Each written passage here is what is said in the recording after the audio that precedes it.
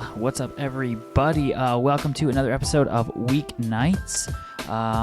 Changing things up a little bit. If you're joining us on Twitch right now, a little bit of a rebrand. You're going to want to look through around, see what's going on in that department. But we are using this Twitch channel to relaunch some live opportunities to hang out with people who might be interested in checking out the channel and checking out the content. If you haven't seen already, been having a lot of fun the past 2-3 months with a couple of guys named Mason and Jared.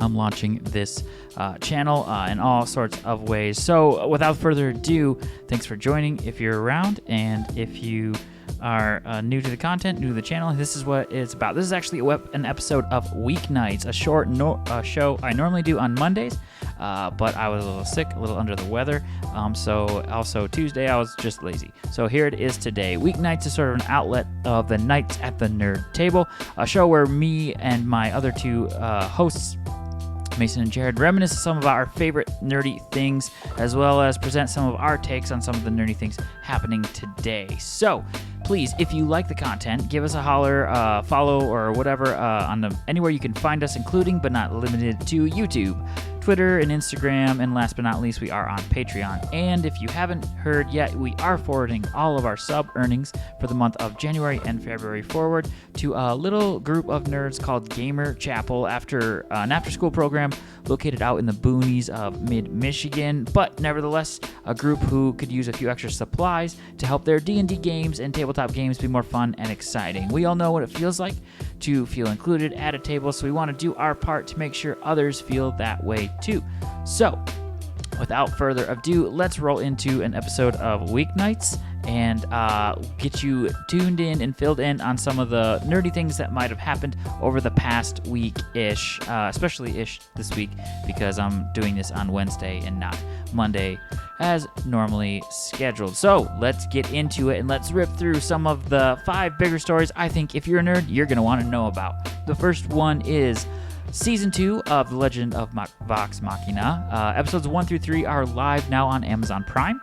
You will need a Prime membership to find that, and this season is certainly going to be loaded with dragons. No spoilers here, but you're going to have to watch the episodes for yourself, but that is a animated version of the Legends of Vox Machina D&D playthrough from Critical Role. It's voiced by the voice actors.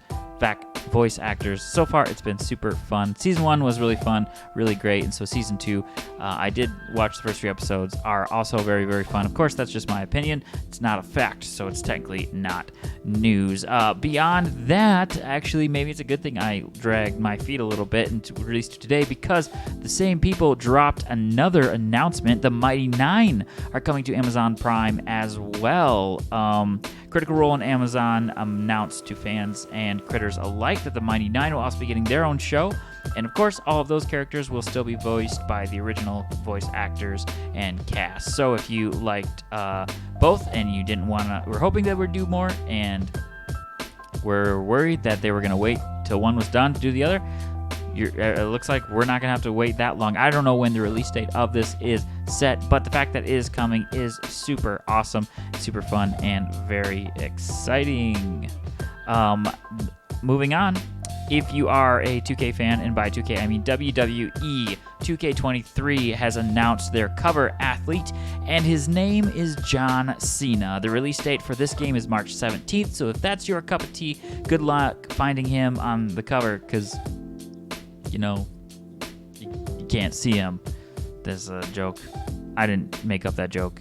All the memes say the joke already, so don't credit that to me. If you don't like it, that's not my fault. Phyrexia, All Will Be One spoilers keep rolling out as we get closer to pre-release weekend, February 3rd and 4th. Let me tell you, it just seems like every new spoiler is just filled with win cons. I got 3 for you right here that if you pull, maybe in draft will be fantastic, maybe just going into your decks. Thrun, Breaker of Silence, is a 5 for a mere 5 mana in a green deck, so 2 green, 3 of anything. The spell can't be countered. He's a 5/5 with trample. He can't be the target of non-green spells your opponents control or abilities from non-green sources your opponents control. And as long as it's your turn, he also has indestructible. So, you want to Timmy Green deck, add this 100%. Phyrexian Vindicator is another spicy one. He's for 4 white, so that's going to have to be harder to cast unless you're running mono white. For 4, you get a 5/5 with flying. If damage would be dealt to Phyrexian Vindicator, prevent the damage. When the damage is prevented this way, he deals that much damage to any target. Guys, this is... yeah, that's a tough one. You just want to throw spells at him and then blow up the board. You totally can. That's going to be a fun one to combo off in the Commander. Another fun one that I think is fun for draft because he's such a low cost, a 2-drop, Varan Executioner Thane for 1 black and 1 anything. He's a legendary creature.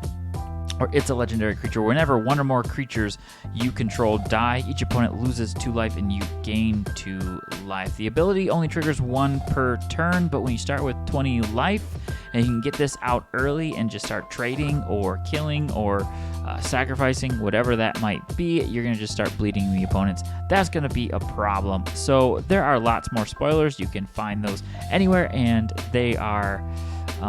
just Google MTG spoilers. You'll get a lot of opportunities, a lot of options. Some of them are official, some of them are technically unofficial, so they haven't been confirmed yet, but there still are a lot of cards out there you might want to know about if you head into draft. Not so much draft or pre-release, not so much so you know what there are for your deck, but I would suggest maybe knowing what other people might be running when you see certain colors start falling down. Maybe they got lucky and they pulled some of these cards and can just run some crazy win cons. Speaking of Wizards of the Coast, there's a handful of D&D tweets and statements out there going from the 18th and the 19th. What's going on in the world of Dungeons and Drama? You might ask. Well, a few things. But first, I want to hit a new trailer dropped over the weekend for the movie that's set to release March 31st. That's the Dungeons and Dragons movie. It looks like it could be a lot of fun to see. That is, if everyone wasn't still mad at Wizards of the Coast, obviously the company who owns D&D. 2 notable statements have come out, the first being a tweet shared by the D&D official Twitter account on the 18th, written by Kyle Brink, the executive producer of Dungeons & Dragons currently. The other you can find just right on D&D Beyond's homepage. It's an article called Starting the OGL Playtest. These are 2 articles about the OGL conversation and how Wizards is trying to handle this crazy story that has happened over the past month about crazy leaks coming out and Wizards trying to figure out how to repair and control those things. That's all a crazy amount of drama, and it's got a lot of people and argumentatively and notably and honestly totally validly upset. Validly is not a word, but you know what I mean. It's a crazy response or redaction to the original open game license, which allowed anyone and a third-party company, as long as you had access to that license, to publish cool D&D content and be published by not Wizards of the Coast. That's a summary of what it did, and this is putting a lot of restrictions on that. Now, they are saying that they're play testing some of these changes, so they haven't made anything final yet, but it does feel like they're trending to a few specific things, most of it towards any opportunity to how are they going to make more money. At the end of the day, I think it comes down to how are they going to make more money.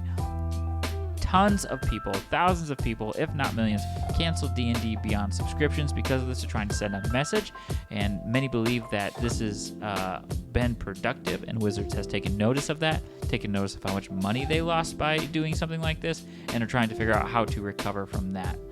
Again, there are a lot of great takes, especially on notable YouTube channels and the details, and more leaks and more conspiracies.